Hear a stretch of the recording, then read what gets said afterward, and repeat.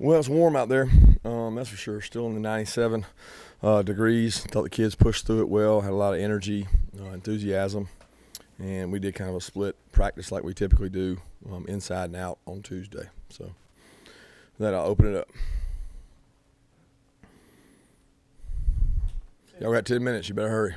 We've seen them for a couple of days. What's kind of been the way they've gone about things, and how good do you feel about it? Well, I mean, we got a long way to go. We don't have probably 50% of the game plan in when it comes to what we're doing. So, I mean, I like the enthusiasm, but that's to be expected. You know, they've had a couple of weeks they've been pushing through practice, and this one they're obviously more excited for, and I'm sure that's going both ways.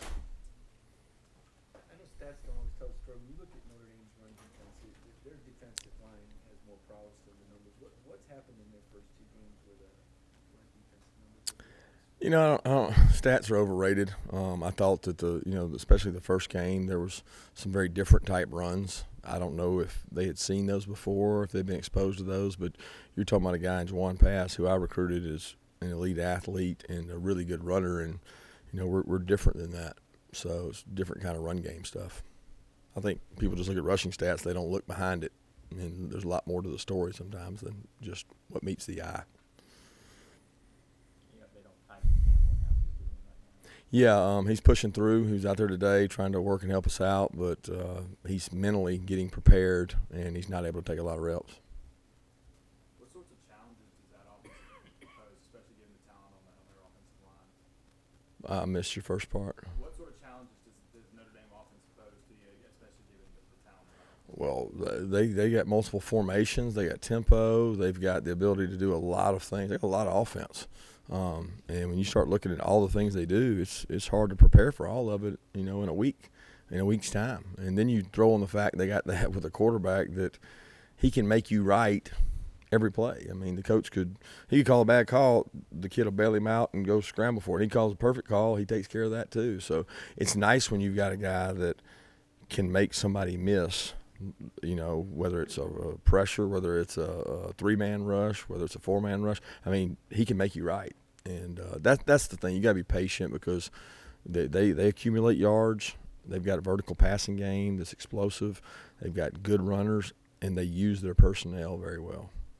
Obviously, Tyler was a little bit hurt, and you say he's trying to make his way back. Is that going to affect your punt return game any?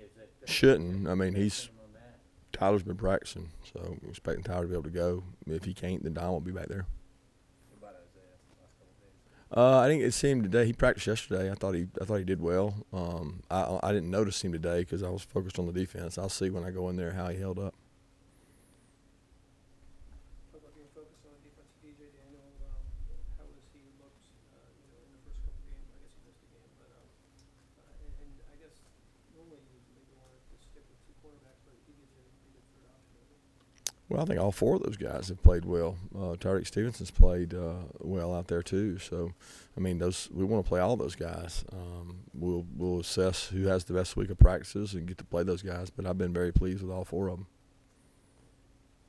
Rich, I think new lights were installed, kind of just name it in this game in mind. Did you have any input into that or anything, and that four-quarter tradition? What's your thoughts on that? No, I didn't have any involvement in the new lights. I mean, I think we've used them. If you're referencing the stuff in the stadium, the different colors, we used them in recruiting, but I didn't know that they were put in for this in mind. I mean, we hope to have a lot of night games, but that's it. And what was the second part?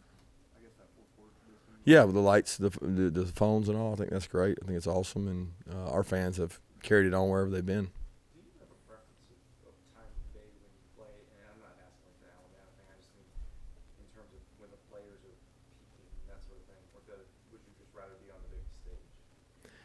It really doesn't matter. I mean, I like an early game that allows you the afternoon off to enjoy other games, and I like to not play in the super duper heat because I think it makes it less desirable for the players. The night games, they certainly get better temperatures, and it seems that they're cooler longer, and they can play at a high speed for longer. So I enjoy that part too. I mean, you take what you get. You don't fuss a bit. That's what they used to say. How big of an impact do you realistically think being at home in a game of this magnitude, the crowd will have on Notre Dame's offense and their ability to communicate? I don't know that. I mean, I don't know how much they've prepared for that. I don't know. I know this: when you have an experienced quarterback, which they do, it's less of an impact than an inexperienced quarterback. But I do know that our crowd will have an impact. Whether it's on a lineman, whether it's on a communication of a receiver or a tight end, who knows? But they'll have an impact on the game, and we need them to, because that's the advantage of playing at home. Coach, you talk about limiting the outside noise and all that kind of stuff. And obviously, this week when you had both game day and primetime CBS, there are the realities of trucks pulling into town, and then those producers and stuff want extra interviews and stuff like that.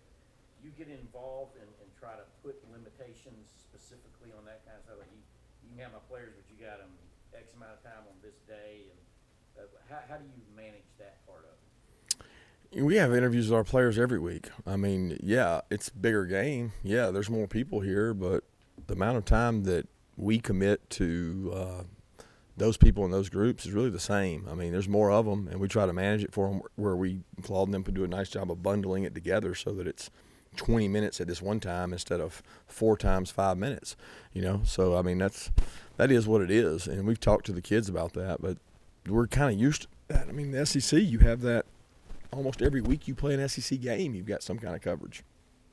This is probably the latest you guys will ever kick off in Sanford Stadium. How do you program the guys to, do you late movie the night before, let them sleep in the next morning? What's kind of the routine to get to that point? Well, we have the same routine we always have for a 7:30 kick, 8 o'clock kick. It doesn't change. I mean, we're not going to go reinvent the wheel and we're going to go to a movie because we had a later game. So that's par for the course. We're going to take a walk on Saturday and stretch their legs. We're going to meet with them. We're not approaching it differently because I don't think you can do that. I think the kids have a set routine, and I don't like separating from that routine.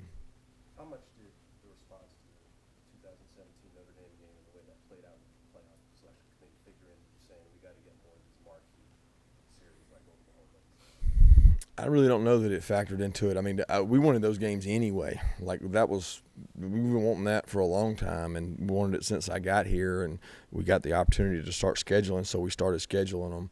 It seemed like a lot of them came really more recently to me, not really since the Notre Dame win, but more recently in the last year. But what factored in it to me is you need to play on a national stage. You need to play good opponents. You need to have strength of schedule, and you don't need to be afraid of that, of having a 1 loss or 2 loss, because I think that's the way it's going. I've said repeatedly that eventually some team with 2 losses is probably going to get in because they have a better strength of schedule than a team maybe with 1 loss. And I think it's better to go out and play the best games. And if you're good enough, then you should be in there. You have weekends like this, you have so many recruits, potentially coming and watching this game. How does that sort of change your sort of day before and after in terms of trying to meet with them and sort of show them the university for them? It doesn't change for us guys. I'm gonna be honest with you. I think y'all think that this is like we're going to recruit the kids that come. We're going to have a great group of prospects that come, and we're going to entertain them. We're going to do a good job spending time with them because we've got more of the day to do that. And I'm very thankful that we've got this opportunity because we've got a lot of national attention and a lot of I guess it's an attractive game for people to want to come to. So we're looking forward to that. But we're going to do what we do.